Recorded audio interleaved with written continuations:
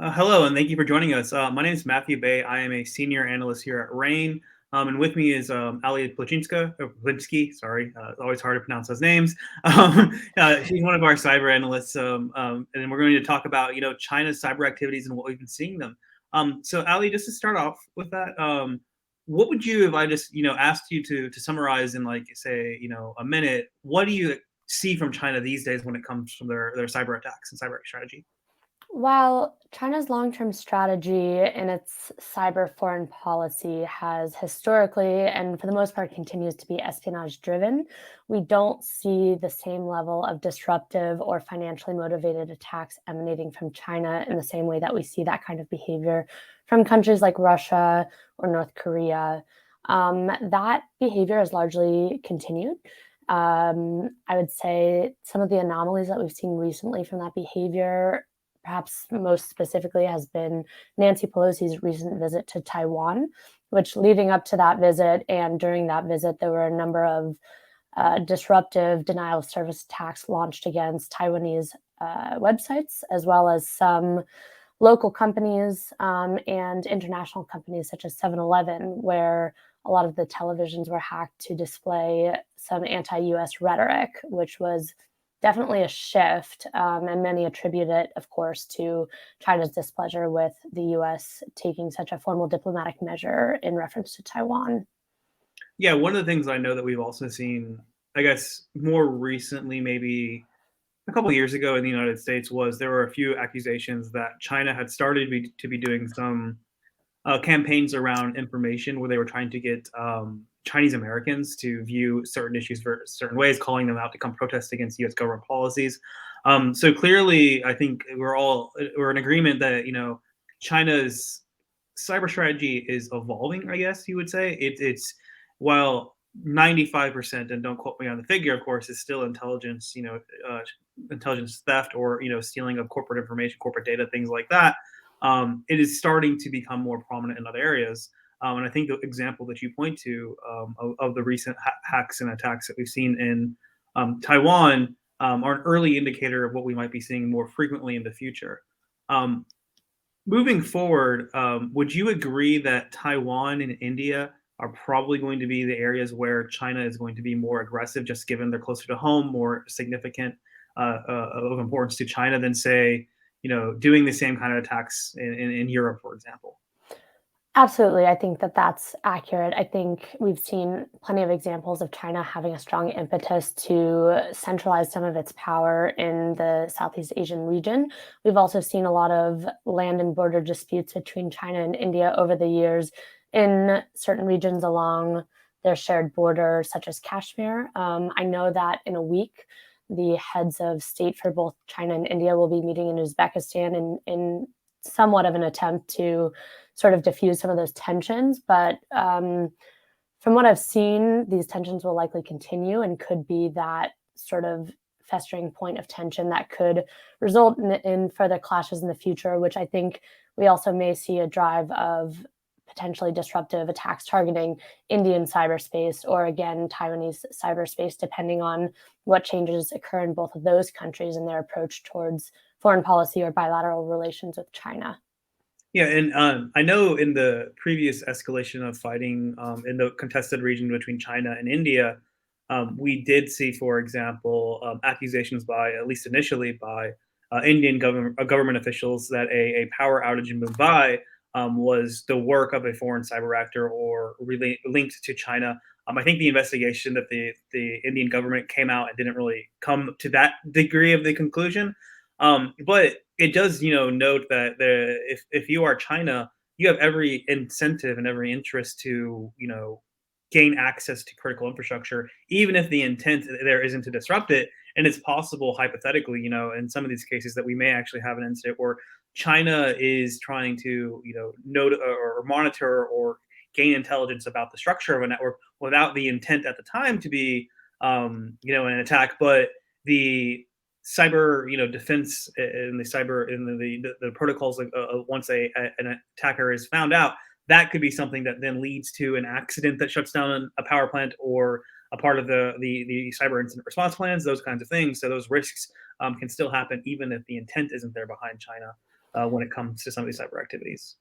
Right, and I know that China recently has increased a lot of its diplomatic relations with Pakistan, which of course then raises the tensions that have already existed between India and Pakistan for a while. I know that that's also a concern with the expansion of Huawei technology and 5G more broadly. I know that recently China reached a tech communications deal with the Solomon Islands to put in a lot of that infrastructure, and of course the Western concern is always that that infrastructure might later be used for espionage and then maybe eventually some kind of shutdown if a certain country decides to take a diplomatic step that China doesn't like. Yeah, there's Um, actually an example of Huawei equipment being used. I think it was the African Union building in Addis Ababa, where there were some data that was being transferred to servers back in China, and that was not really a spoken gun. I mean, it's not clear that Huawei was, complicit in that. It could have been, a Chinese attacker just using Huawei's equipment or whatnot. But I think what it is from like, the United States and Taiwan and in India's cases, their opinion is like it's just even if China's not doing it right now, one, they might be able to in the future, and two, it's just not worth the risk if you have alternatives. So I think that's the argument, and it makes sense in this heavily, hyper competitive world now that we're evolving towards between the U.S. and China. But going back to Taiwan, which I think is a salient issue, I know we've been asked a lot by clients whether or not China is going to invade Taiwan, whether or not there's going to be a military escalation, and then all of that. One of the things that we have constantly been telling our clients is that there's a war is not likely, but some forms of economic and or military coercion is likely to increase moving forward from China against the Taiwanese against Taiwan, in a way that's probably very reminiscent to what we've seen Russia doing in Ukraine prior to the Ukraine invasion and also prior to the 2014 seizure of Crimea, annexation of Crimea. What are some of these types of cyber risks in that gray scenario where it's not war, but China is actually trying to do more coercive attacks? What does that exactly look like in the context of Taiwan? Well, it's hard to tell entirely how that might play out in the future. I think some economic tools outside of cyber would, Taiwan's so reliant on overseas imports and exports and overall trade agreements with China. Those would probably be the economic tools. In terms of more cyber coercion, I think we would see specifically more disruptive attacks that aim to prevent Taiwanese economic daily activity and result in overall losses or disruptions to certain sectors being able to operate. Such attacks may include data encryption efforts where these companies can't access the data that they need, distributed denial of service attacks where customers can't access those online websites or certain financial services that they may need. This could extend potentially to public infrastructure, which are, for instance, some of the hacktivist attacks that we've seen in Europe against countries like Lithuania. Montenegro has been a recent target, Estonia. All of these distributed denial of service attacks aimed at really disrupting daily life in those countries. While those attacks were more, again, politically motivated in support of Russia and attacking those countries for their economic support of Ukraine, I think we could see sort of those same attacks targeting Taiwanese companies or industries. Again, the same thing goes for data wiper attacks, where these cyber campaigns are really aiming to interfere as much as possible with daily life. Yeah, and I think Yeah.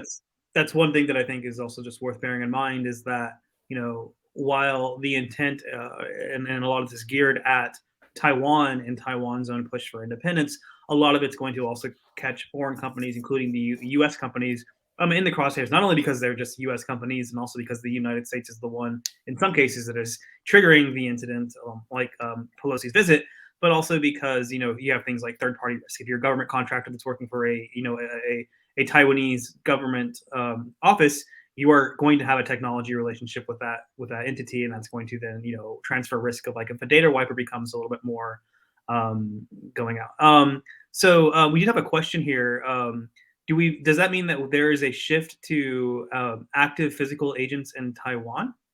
Um, I'm not sure exactly what you mean by this question in terms of whether or not you mean, do we expect there to be a shift towards, physical violence in Taiwan, the same way that we see in Crimea, where there would be like little green Russian men running around, or do we see, a a more active case where they're trying to disrupt and actually do, I guess, destructive as opposed to disruptive attacks. I don't think we necessarily, at least in the short of war scenario, would anticipate China trying to destroy infrastructure in Taiwan. It would be more, I think, of a wiper attack that is, aimed at increasing economic costs and fixing systems and a deterrent effect, as opposed to physical disruptions, physical destructions. Um, Right, because at the end of the day, the cyber realm continues to be an excellent realm of foreign policy where countries can engage in certain actions but avoid overt attribution and therefore retaliation. And so going forward, China will likely, unless it decides to fully commit to an invasion of Taiwan, it will likely continue to try to remain below that threshold of international sanctions, sanctions from the West, because the incident in Ukraine has certainly given China, more understanding of what might happen if they go ahead with this invasion of Taiwan. And until they maybe decide that they've reached that threshold of invasion, they'll likely try to avoid destructive attacks that could be met with international sanctions or economic tools against China. yeah, and disruptive sanctions that are, or sorry, disruptive cyber attacks at least give, well, very flimsy in many cases, a layer of plausible deniability. But the kinds of sanctions that the U.S. would respond with that, if you just look at the Russia example, is typically going to be sanctions that are targeting the companies, entities, and/or individuals or government offices that are involved in the attack, not sectoral sanctions that are targeting, say, hypothetically, the entire tech sector or the entire exports of industrial goods from China. Whereas if we get to a conflict scenario, those things are more realistic. Now, speaking broadly, stepping back from there, um, do you think that we will see any kind of a higher risk of actual disruptive or higher attacks from China that are targeting the mainland United States? What do you envision there? Well, it's funny that you brought that up, Matthew, because I was going to bring up the recent accusation that the Chinese government made against the US for Mhm. its ongoing cyber attacks against Chinese cyberspace, which it claimed were tens of thousands of attacks that were aimed at stealing intellectual property and targeting universities. And this, while most countries and I would say analysts are aware that countries are stealing intellectual property from one another, engaging in these covert cyber operations, it's very uncommon to see these public sort of call outs. And so I was wondering what you thought about that change in the Chinese approach to the US and what you might think that that means for the future of US Chinese relations. Yeah, I think on that point, it's an important one that China is, in many ways, it's trying to figure out, or at least show that it is, and figure out how it wants to display that it is an equal to the United States. When this is, not just a cyber issue, but rather when you talk about economic power, political power, etc. If China is going to be a global power, and a superpower, it needs to say that it can, match the United States toe to toe. So when China is coming out with political statements, that are highlighting what the U.S. is also at the same time criticizing that the Chinese are doing, it puts them on a level of parity. So if the U.S. is going to name and shame Chinese actors whenever they carry out a cyber attack, and when we say thousands of cyber attacks, depending on how you define that can be one spam email, or sorry, one Right. phishing email is an attack. But the point being, though, is that China, by um, making criticisms about that kind of activity the U.S. is doing, we have to know that the U.S. is, doing all kinds of intelligence gathering operations using all kinds of different methods and techniques, cyber being one of them. China is going to come out increasingly and starting to shed light on more of these activities as they find them, because it then, gives an era of equivalence to what China is doing against Western companies. It makes it, I guess, acceptable. The U.S. has always argued that um, legitimate forms of intelligence, cyber espionage, is when it's political intelligence or things like that, not when Mhm. it's commercial intelligence or commercial trade secrets. China views those two as one and of the same. So by actually making an argument that the United States is also doing that, it again is making it saying that the U.S. is doing the same thing, so can I. So it's that kind of rhetorical argument that I think, probably some truth to it. To be honest, the U.S. has been normalizing a lot of behavior when it comes to some stuff in cyber activity. So I think Right. that's something. But as we move forward, just broadly speaking in the cyber domain, the West and the U.S. and Russia, for that matter, and China, um, we are still kind of in this period of establishing what is acceptable and not acceptable for governments to do in cyberspace. And right now, all the countries are normalizing through action because international negotiations have, in some cases, reached agreements, but those agreements are just on paper, not actually actions or enforced at this point. Right. And to your question about whether China may begin to engage in more disruptive attacks against the US mainland, personally, I don't see that occurring unless there was a major shift in US foreign policy approaches to either China or to Taiwan. Of course, with the impending 2022 midterm elections, I think we'll see disinformation campaigns targeting social media platforms that US citizens use, both by China, Russia, and also Iran.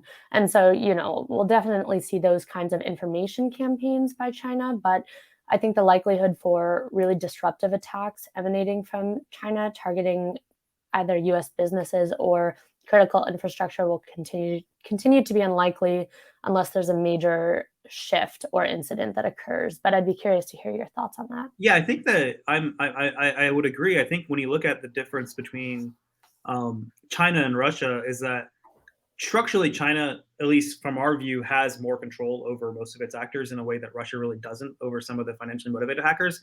So to me, when you look at the more disruptive attacks that we've seen in the United States and a lot of the ransomware pandemic type things, the shutdown of the colonial pipeline, the more, I guess, aggressive or I guess impactful attacks, with the exception of like solar winds, which I'm not downplaying at all. It's a massive hack, but the more Right. disruptive to like physical infrastructure, the colonial pipeline hack, that was done by a non-state actor. I mean, there's probably links and murky links to the Kremlin, but there was a layer of separation there that I don't think exists right now in China. And I think if we're ever going to get to a situation where Chinese threat actors are threatening the United States and causing disruption with through financially motivated attacks that are ransomware attacks that are targeting critical infrastructure, blah blah blah. You likely need to see that control element. I know we've talked about this, Ali, together. We need to see that control break down, and I don't think China, given what its own domestic concerns about cyberspace, would ever really want it to get to that place. It might actually look at cooperating with the international community around trying to curb that from happening because it's a major liability for them internally if we ever get to that point. Well, so you mentioned domestic control over threat actors, and I wanted to bring up the two major hacks that happened this summer that targeted Chinese citizen data, one of which was supposedly taken from a Shanghai police database that compromised over 1 billion Chinese citizens' data, and the other of which was taken from a COVID-19 tracking app that compromised, I think it was around 48 million Chinese citizens. So, what do you think might have driven or permitted these two major hacks? And do you think we'll see more Chinese threat actors either capable or able to do so without attribution, um, be able to conduct either financially motivated attacks against Chinese citizens or otherwise just data theft and leak operations? I mean, I think one of them wasn't it more something to the degree I'm trying to remember the example, the details. It was something to the degree where some of the information was like actually just posted on social media, and then they were just able to then get in through that. I believe there was some link that was like that. So these aren't real. So my point being, though, these don't look to be very sophisticated, Hmm. which also just shows that there are even still a lot of Chinese companies and Chinese government institutions, lack cybersecurity controls domestically if you can get through the firewall. So I think it is a risk that they're well aware of.